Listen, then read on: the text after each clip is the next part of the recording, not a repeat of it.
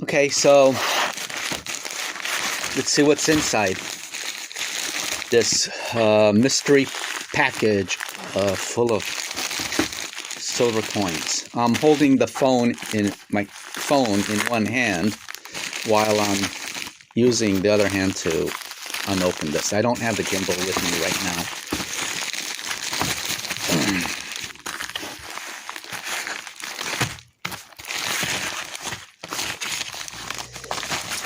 All right. Okay. Stay tuned. Okay. I'm still unpackaging. Got all this on auction. Stay tuned. Okay. So the collection that I just got, I have taken them out of the packages. So there's a lot that goes through my mind while I look at all this stuff, but basically this is just for collecting. And, you know,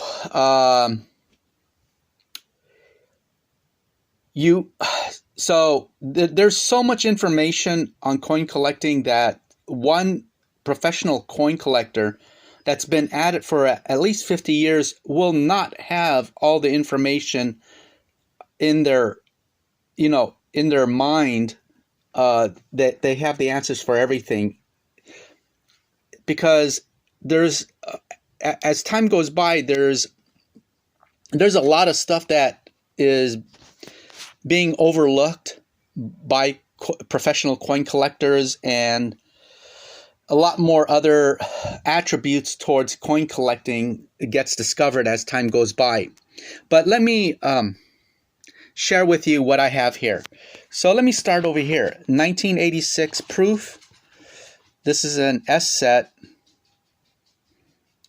And the red penny, I think, is undervalued, because you have a red, brown, and a brown penny as classifications.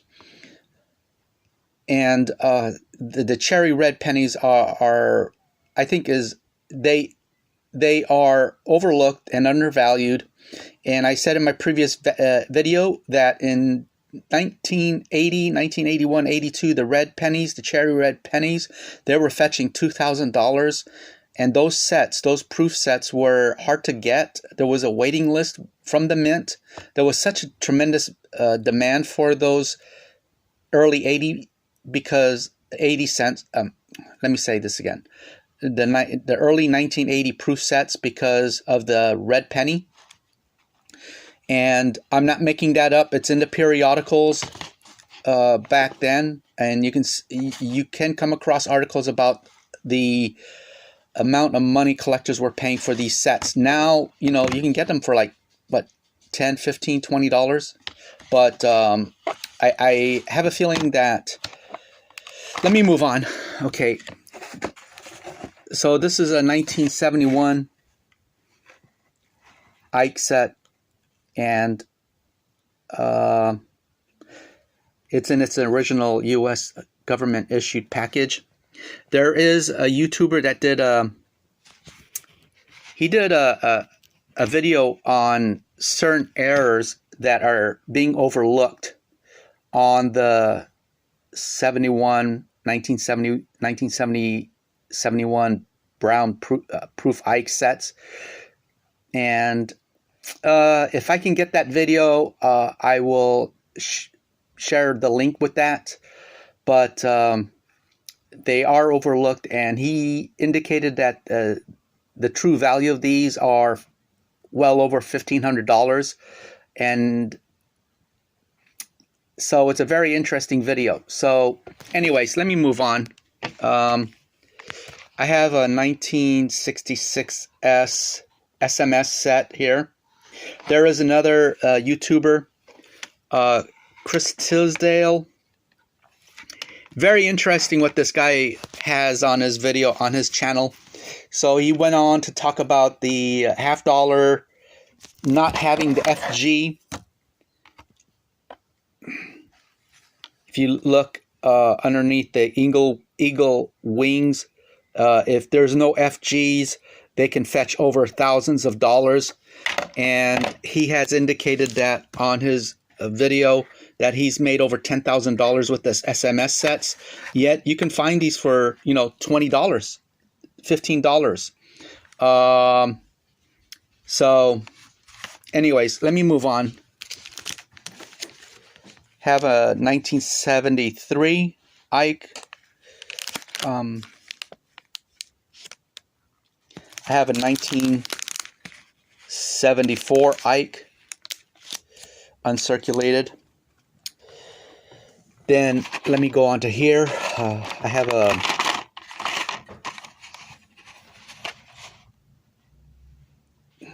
$1 Liberty commemorative coin. Okay, now let me get to the real fun stuff too here.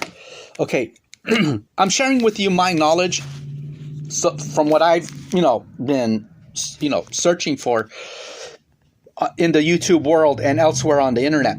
So this coin collecting has been around for at least 100 years, if not longer.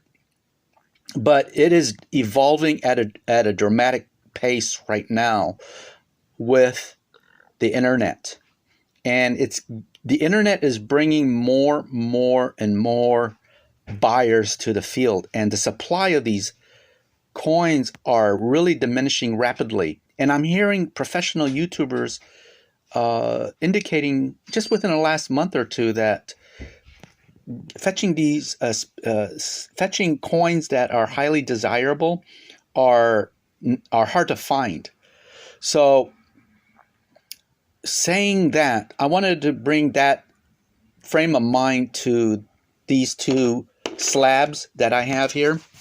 Now, this is a DCAM Ike, and DCAM is Deep Cameo. It's a proof 68, which is better than an MS. It's a Type 2. Type 2 is a 1976 Ike. So in 1976, they produced the 1975 and the 1976. So you'll have large blocks type here on the $1. They're larger blocks. So I'm going to get to what I want to say right here. So with the DCAM clad, it's not silver, and the Deep Cameo is in the field. And also here with the Proof 69 DCAM clad for the Kennedy 1976 commemorative. In the field, it's more of a Deep Cameo. Okay, so if you go online, you'll see wide fluctuation of prices on these DCAMs. DCAMs are really, if you're a collector, you really have to get your hands on these. DCAMs, Deep Cameos, are like when they strike these coins,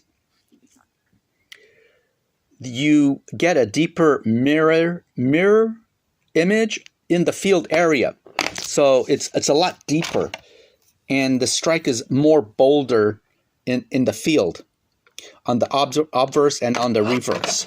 So again, going back just about a second ago, the prices could be well over several $1,000s, and it's on the internet. So if you look at DCAMs, you can see DCAMs fetching, a couple thousands of dollars. And so I don't know what I can get for this if I put this up for sale. But again, I'm not selling it.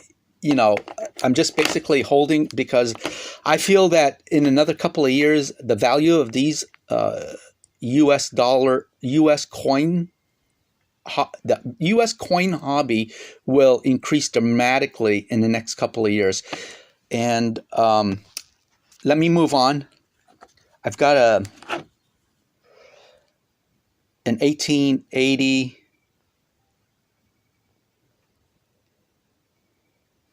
an 1889 Morgan dollar. And I picked this one up. I feel very lucky enough. Oh my God, it might be 8 feather.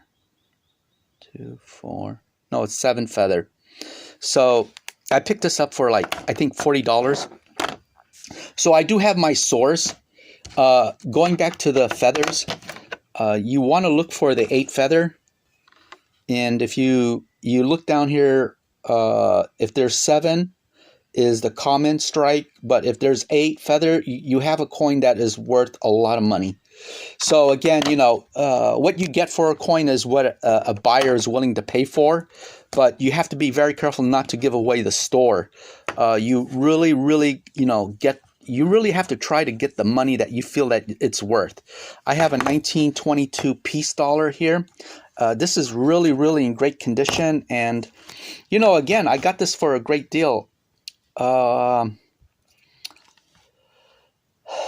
It's got everything there. So I'm going to send this off to grade, as well as this Morgan dollar. I'm going to do a separate video when I send these off to grade, and when I get it back from PCGS, I'll do an unboxing video. So subscribe to my channel, hit the like button, leave a comment. If you don't like me or my content, you can hit the dislike button and, like or dislike, at least leave something.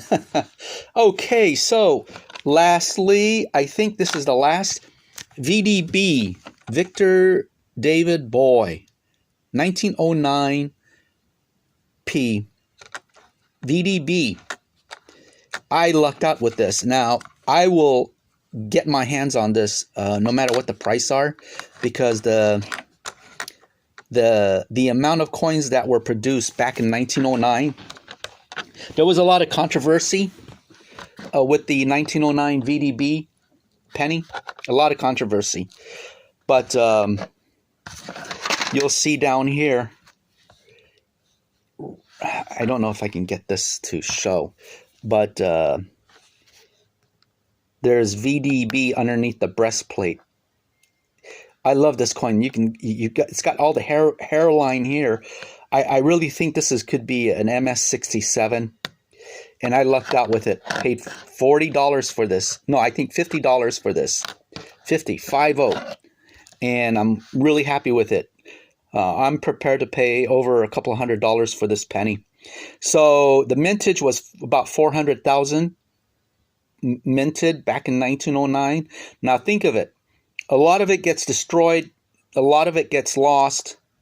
People really didn't know the value back then. Then you fast forward 80 years, till 1980s, 1990s. That's when these pennies started to get collected. But the VDB pennies have always been sought after by the collectors. I think, yeah. So, just recently, within the last 40 years, these are highly sought after. 400,000 being minted. Imagine what they are right now in collectors' hands. This has all the wheat. It's really the source of my coins. I'm very fortunate to come across, and I just hate to divulge it, because then I'm going to be facing stiff competition. But I want to keep that as a secret. But so I'm going to keep on doing what I'm doing. So I'm going to get this graded, and then I'm going to put it up on my website. Based on the grade, I have a website called treasureforyou.com where I sell antique vintage oil paintings, and I'm going to be putting up coins. So, but again, I'm not going to let it go for less than what I think it's worth, because I'm also considering the time horizon on these coins and what they will be in the next 20 years, even 2 years from now.